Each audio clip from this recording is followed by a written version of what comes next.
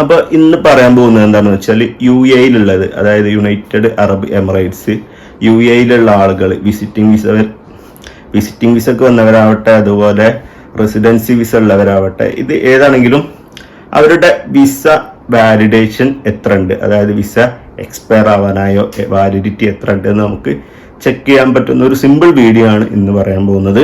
അപ്പോൾ ഇത് വളരെ സിമ്പിളായിട്ട് ചെറിയൊരു വീഡിയോ ആണ്. അപ്പോൾ മിക്കവാറും ആൾക്കാർക്കൊക്കെ അറിയായിരിക്കും ഇത്.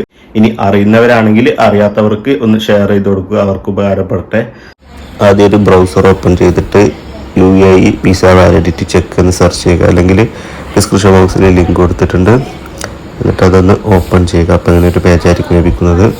ഈ പേജിൽ ചെക്ക് യുവർ വിസ എന്നുള്ളൊരു ഓപ്ഷൻ കാണാം, അത് ക്ലിക്ക് ചെയ്ത് കൊടുക്കുക.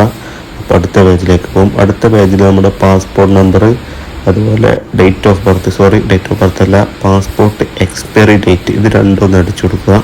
ആദ്യം സെർച്ച് ബൈ നിലയിൽ ഒന്നെങ്കിൽ ഫയൽ നമ്പർ അല്ലെങ്കിൽ പാസ്പോർട്ട് നമ്പർ കൊടുക്കുക. നമുക്ക് പാസ്പോർട്ട് നമ്പർ ആയിരിക്കും ഒന്നുകൂടി കൺവീനിയൻറ്റ്. അതുപോലെ വിസിറ്റ് വിസയാണോ റെസിഡൻസി വിസയാണോ എന്ന് നോക്കുക. ശേഷം താഴെ പാസ്പോർട്ട് നമ്പറും പാസ്പോർട്ട് എക്സ്പയറി ഡേറ്റും കൊടുക്കുക. അതിന് താഴെ നാഷണാലിറ്റി കൂടെ കൊടുത്തിട്ട് സെർച്ച് എന്നുള്ളൊരു ഓപ്ഷൻ കാണാം, അത് ക്ലിക്ക് ചെയ്ത് കൊടുത്താൽ മതി. സെർച്ച് ചെയ്യുന്നതിന് മുമ്പായിട്ട് നോട്ട് റോബോട്ട് എന്നുള്ളൊരു ഓപ്ഷൻ, അതും കൂടെ ചെക്ക് ചെയ്തതിന് ശേഷമാണ് സെർച്ച് കൊടുക്കേണ്ടത്.